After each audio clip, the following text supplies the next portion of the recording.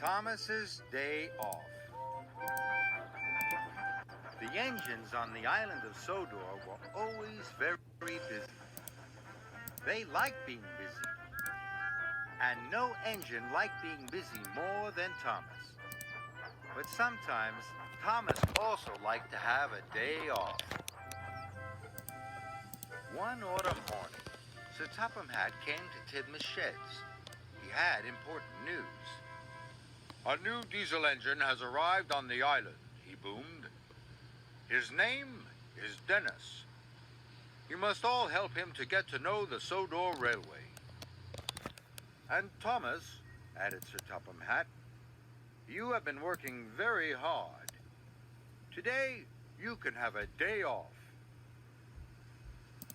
Thomas was very pleased. "First I will have a long washdown," Thomas chuffed cheerfully. "Then I shall go to Bluff's Cove." On his way to the washdown, Thomas saw a diesel he had never seen before. The diesel was huffing and puffing. "Hello," Thomas tooted. "You must be Dennis. What's the matter?" "These troublesome trucks are too troublesome. I can't shunt them." "It's my day off," whistled Thomas, "but I'll help you." This made Dennis very happy. Dennis watched Thomas biff and bump the troublesome trucks into line.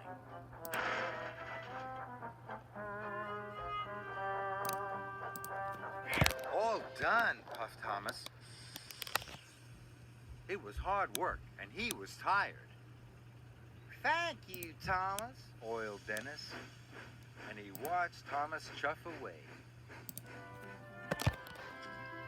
Soon, Thomas was covered in bubbles.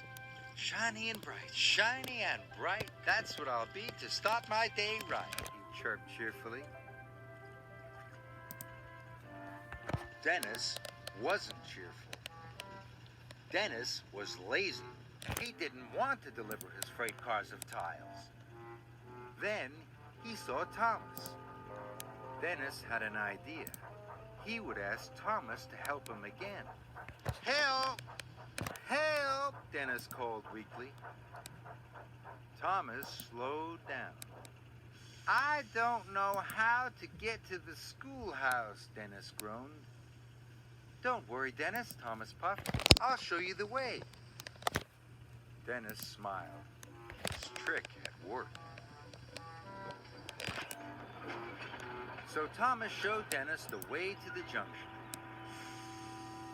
"The schoolhouse is further along that track," wheezed Thomas.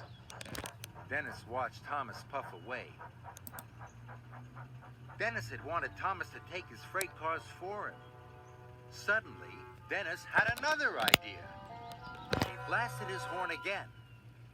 Then again. Thomas heard the noise. He was worried. Dennis watched Thomas come back. His new trick had worked.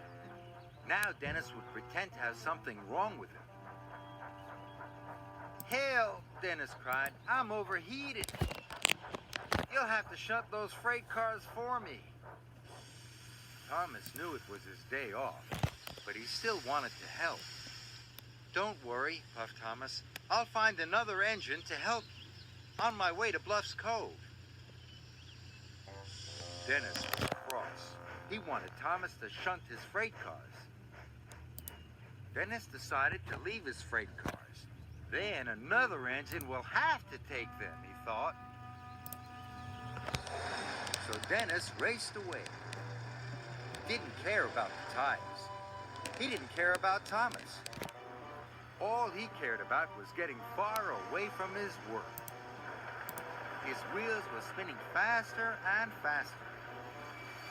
Then there was trouble. "Help!" called Dennis. "Help! Help!" But this time, there was no one there to help. Thomas arrived at a signal. Percy had some important news. The workmen are waiting for Dennis to bring the tiles to repair the school roof. The children can't go to school until it's mended. And no one knows where Dennis is, Percy added. I do, wheezed Thomas. He's broken down. I must go back to help him right away. Thomas quickly found Dennis. Thomas was very surprised. I thought you broke down at the junction, wheezed Thomas. And where are the freight cars of tiles? Dennis looked very shamefaced. I tricked you, said Dennis quietly. There was nothing wrong with me at the junction. I just didn't want to pull those heavy freight cars. I'm a really lazy engine, moaned Dennis.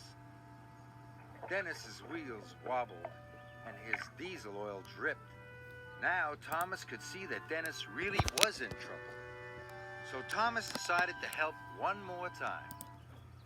I'll pull you back onto the tracks, Thomas puffed. Then I'll be your back engine.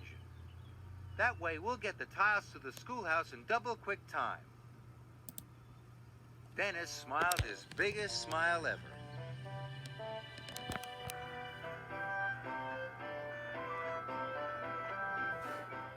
Dennis and Thomas finally pulled into the schoolhouse station. Sir Topham Hatt was waiting. Dennis, you have caused confusion and delay, he boomed. Dennis felt bad. Thomas has shown me that being a really useful engine is much better than being really lazy, Dennis wheezed. Sir Topham Hatt was pleased. Thomas was pleased too. Thank you, Thomas, Dennis hooted. From now on, I will try to be a really useful engine.